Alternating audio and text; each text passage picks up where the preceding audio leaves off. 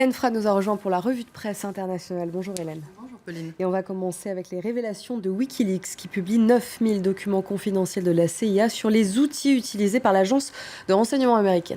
The Guardian annonce des fuites énormes qui livreraient des détails inédits sur la façon dont la CIA espionne ses cibles, notamment via les smartphones et les ordinateurs. D'après Wikileaks, l'agence aurait même la capacité d'exploiter des failles encore non documentées, ce qui lui permettrait de s'immiscer dans l'ensemble des objets qui utilisent les systèmes d'exploitation iOS ou Android et de passer outre le chiffrement d'applications telles que WhatsApp, Telegram ou même Signal. La CIA étant capable d'intercepter des messages avant même qu'ils soient chiffrés, nous dit-on. Toujours selon l'organisation de Julian Assange, l'agence américaine s'appuierait notamment sur le consulat américain de Francfort, qui servirait de base opérationnelle pour des centaines de hackers opérant en Europe, au Moyen-Orient et en Afrique. Au total, la CIA emploierait près de 5000 hackers qui auraient à leur disposition plus d'un millier de cyberarmes telles que des chevaux de Troie, des virus et d'autres logiciels qui permettent de contrôler à distance les appareils électroniques. Et des révélations que la CIA refuse bien sûr de commenter. Elle trouble beaucoup, en tout cas la presse américaine. À quel point nos smartphones sont-ils vulnérables, s'interroge The New York Times, qui s'inquiète de ce qu'au contraire des armes nucléaires, qui elles peuvent être gardées et protégées, les cyberarmes soient juste des programmes informatiques qui peuvent être piratés comme n'importe quel autre, rapidement et pour un coût marginal, minime.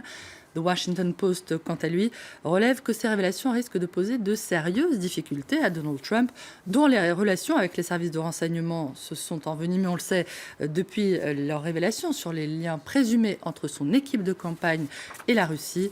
Donald Trump rappelle aussi le journal qui chantait les louanges de Wikileaks avant d'entrer à la Maison-Blanche, où son porte-parole évoque désormais les menaces sérieuses pour la sécurité nationale que pourraient constituer les révélations du site de Julian Assange. Au Soudan du Sud, 100 000 personnes pourraient mourir de faim dans les prochaines semaines selon l'ONU, qui appelle la communauté internationale à se mobiliser massivement. La famine frappe à nouveau l'Afrique, annonce la Croix, qui rapporte que l'état de famine a été déclaré dans le pays, tandis que le Nigeria, la Somalie, mais aussi le Yémen sont menacés. Plus de 20 millions de personnes seraient concernées. Le journal rappelle que les causes de la famine sont avant tout politiques et humaines, toutes les régions souffrant le plus de la faim étant d'abord des zones de guerre civile, notamment donc le Soudan du Sud, où les partisans du président Salva Kiir et ceux du vice-président Riek Machar se livrent une lutte sans merci pour le pouvoir. L'état de l'unité où vivent 100 000 personnes et où la famine s'est installée serait l'un des théâtres les plus violents de cette opposition. C'est ce que rapporte la Croix, qui précise que la région a le double malheur d'être celle dont Riek Machar est originaire et celle où l'on trouve également d'importants gisements pétrolifères. Elle a une également ce matin la journée internationale du droit des femmes. Nous devrions tous être féministes, lance ce matin Le Soir, dont l'éditorialiste fait part de sa honte, Pauline, sa honte, d'avoir oublié le désespoir des femmes privées de droits intimes par des régimes qui misent sur la force de leur pouvoir pour imposer l'étroitesse de leurs convictions conservatrices et dicter notamment les droits à la grossesse, c'est-à-dire les droits à l'avortement.